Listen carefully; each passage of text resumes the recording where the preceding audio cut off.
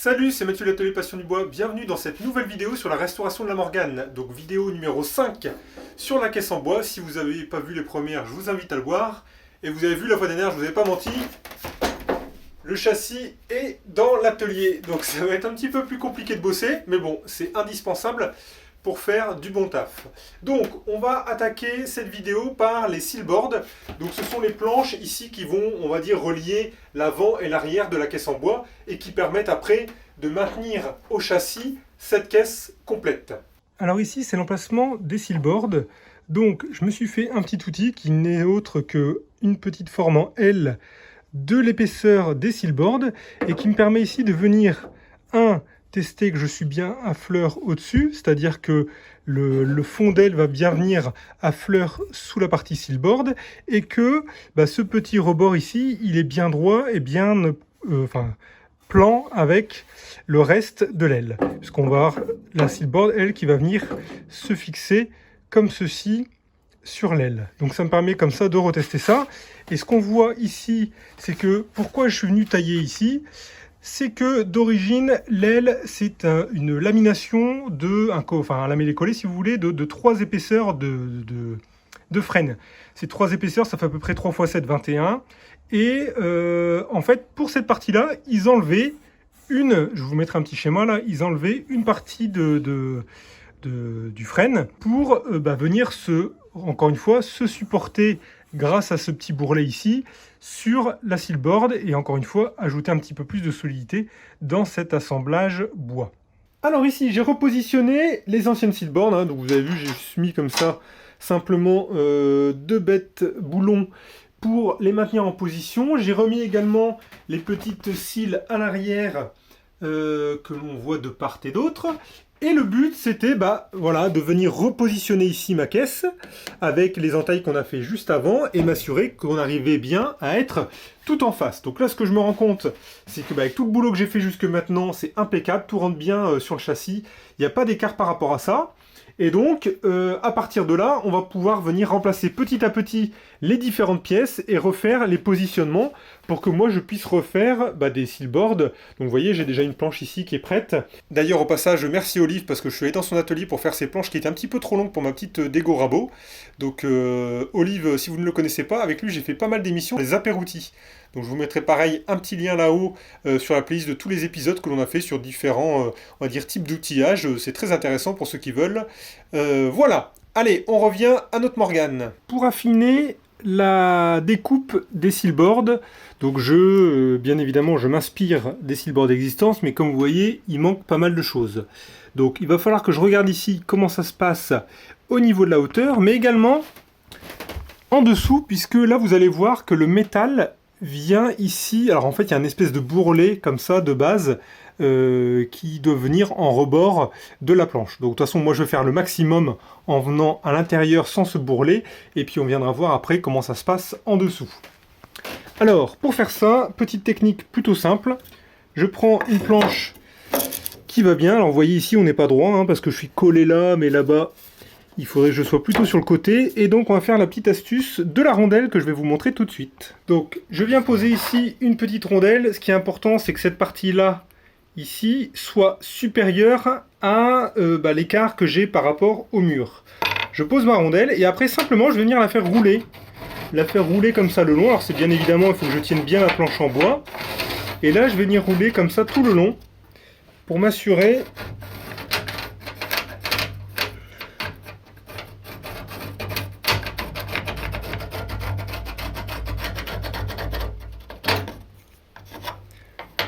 et voilà. Et donc là, vous voyez ça, j'ai suivi exactement, alors là, forcément, il n'y a rien qui est droit, mais une parallèle, en tout cas, par rapport à ma carrosserie.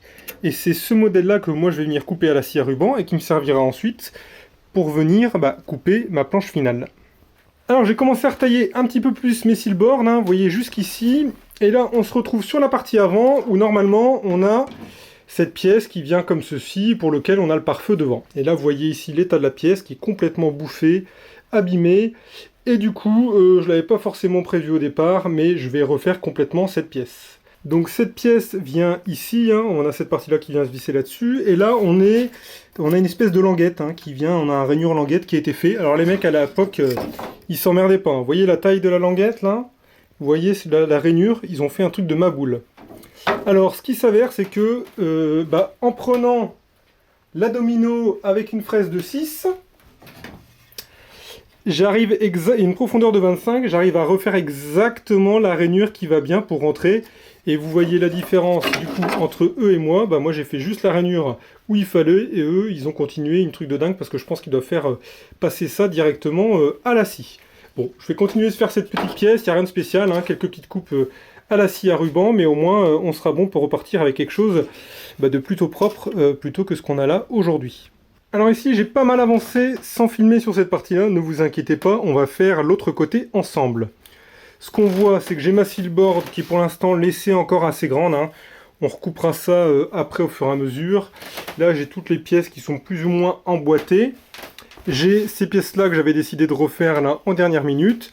Et ce qu'on voit, c'est que ici, pour le reste, ça s'assemble plutôt bien. Donc, ici, la silboard était plutôt en bon état. En revanche, c'est pas le cas de l'autre côté. On va aller voir ça tout de suite.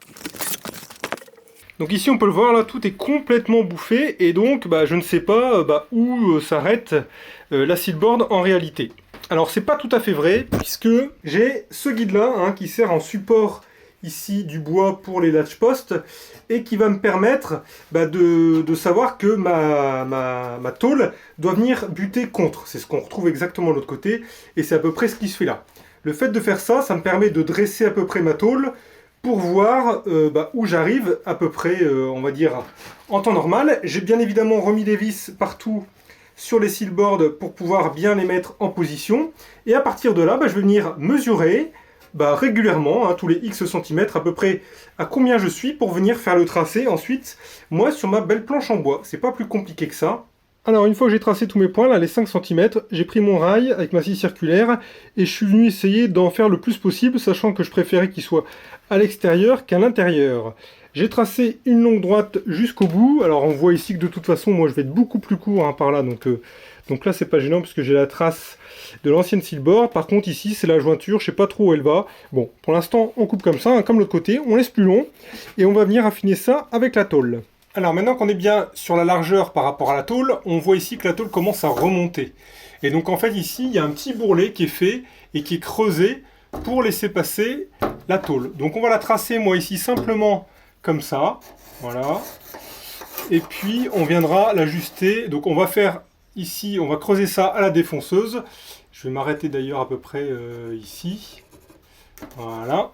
Je vais creuser ça sur 1,5 cm de profondeur et puis après je viendrai raffiner ça au rabot pour que ça rentre directement sous la tôle. Alors vous voyez, voilà, ici ça a été creusé à la défonceuse, je suis venu finir au rabot. Alors là c'est ouvert, vous inquiétez pas, ça va être retravaillé après, hein, puisqu'au final cette partie-là vient complètement revenir quasiment à la surface. On va venir voir de l'autre côté comment c'est fait. Alors vous voyez, de l'autre côté c'est quasiment refait en entier, ça remonte voilà, quasiment jusqu'en haut. Et là du coup ça vient bien complètement en rainure dedans une fois que je le rentre. Alors pour savoir comment repositionner les silboards sur le châssis, c'était ici du coup vraiment l'intérêt d'avoir le châssis initial. C'est que j'ai commencé à mettre une première silboard en récupérant bien les trous, donc une des anciennes, l'ancienne de chaque côté. Je suis venu revérifier l'écartement que j'avais entre les deux, en l'occurrence ici 92,4 cm. Je me suis fait donc 2 tasseaux correspondant à cet écartement. Je suis venu percer ici ma première silboard par rapport au trou de la silboard existante en m'alignant, donc j'ai réussi à la remettre. Et plutôt que de faire la deuxième silboard par rapport à l'ancienne qui était vraiment abîmée, j'ai préféré la positionner sur le châssis pour ensuite mesurer mon écartement et venir repercer mes trous en face. Donc globalement, on a ici des silboards qui sont repercés par rapport au trou du châssis initial. Et comme le nouveau châssis, lui, n'est pas percé, je vais pouvoir venir le repercer, non pas par rapport à l'ancien châssis, mais plutôt par rapport à cette caisse en bois que je vais venir positionner dessus pour être sûr d'avoir les trous alignés. Mais ici, j'ai préféré d'abord repercer mes silboards pour encore une fois m'assurer d'avoir une caisse bien droite de part et d'autre de la voiture. On remarque également que devant, je me suis mis des petites cales. Donc ça, c'est encore une fois que j'avais mis les anciennes sealboards, je suis venu mettre des petites cales devant de chaque côté pour être sûr que, encore une fois, hein, j'ai des sealboards que j'ai dû recréer moi sans avoir la position initiale. Et là, au moins, je voulais être sûr de venir embuter de chaque côté pour pouvoir ensuite venir mettre la partie avant dessus. Encore une fois, on fait tout par rapport à l'ancien qui n'est pas droit, qui est potentiellement manquant. Donc on se débrouille comme ça, il faut vraiment se faire des repères au maximum sur la voiture pour être sûr de recréer, en tout cas, une caisse à l'identique. Bon, nous revoilà quelques semaines plus tard dans l'atelier. Ça a été très compliqué pour moi de filmer toutes les étapes que je vais vous expliquer jusque maintenant. Pour des raisons de place dans l'atelier, parce que vous voyez, on a le châssis derrière moi, c'est très très compliqué.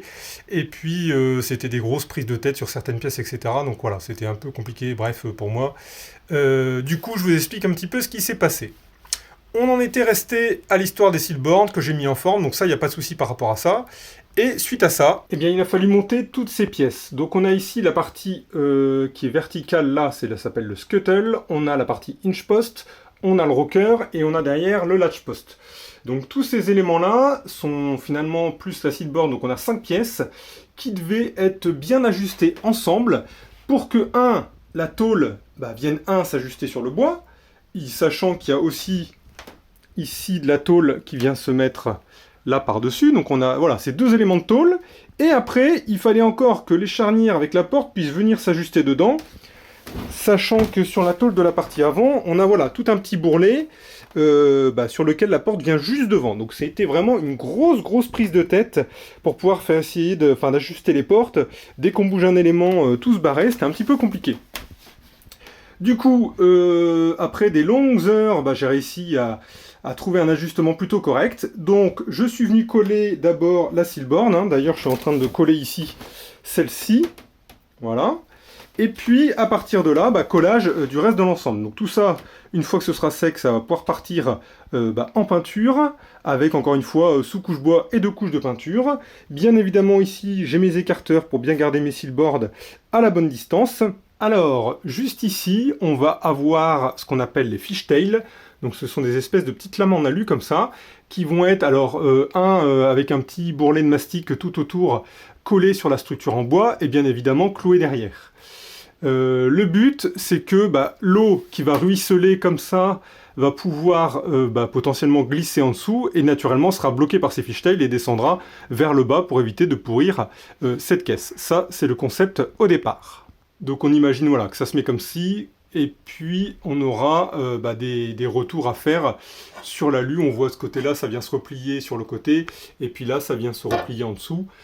Et encore une fois, coller, mastiquer tout autour. Donc c'est encore une fois la difficulté de pouvoir créer ce rocker aussi par rapport à ces pièces qui fait encore un ajustement en plus. J'ai dû également faire revenir dans l'atelier, je vais finir par ramener la caisse complète, le pare-feu. Alors vous voyez, il est pas mal abîmé, on aura pas mal de travail dessus en termes de carrosserie, si je puis dire ainsi.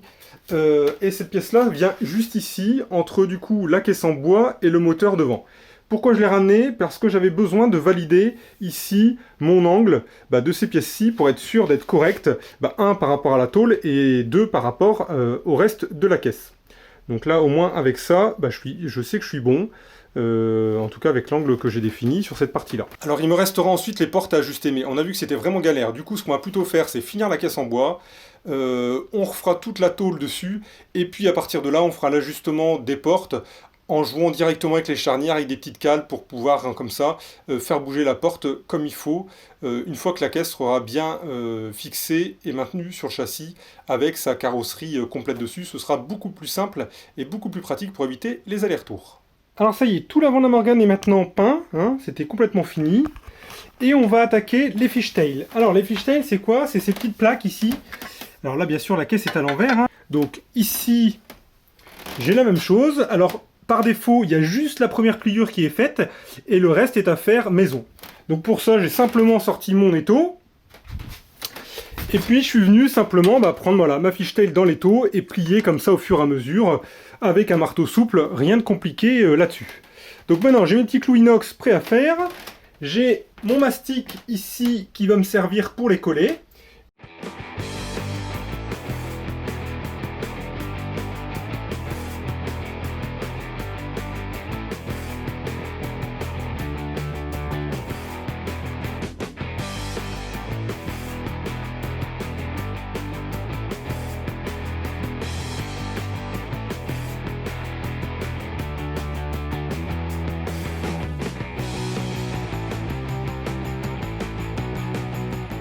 Alors ça y est, j'ai fait mes dernières petites retouches de peinture et toute l'avant est maintenant terminée. Donc on voit ici sur le bas les petites fishtails là en alu qui permettent encore une fois bien à l'eau d'éviter de rentrer. J'ai fini de clouer les petites tôles qui sont en alu sur ce côté-là.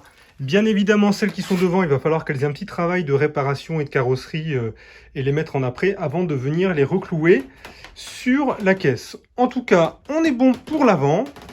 Il me reste alors à fixer ici ces petites attaches comme ça métalliques pour ça. Et maintenant, on va pouvoir finir l'arrière avec cette partie-là et notamment ces morceaux de planche, vous voyez, qui sont en très bon état, qu'il va falloir reconstituer. Donc la planche est là et ça va être le dernier élément de la caisse à l'arrière. Le châssis, ça y est, a disparu. Je l'ai mis dans le jardin pour pouvoir retravailler cette planche. Et puis voilà, ça commence à devenir bon tout ça.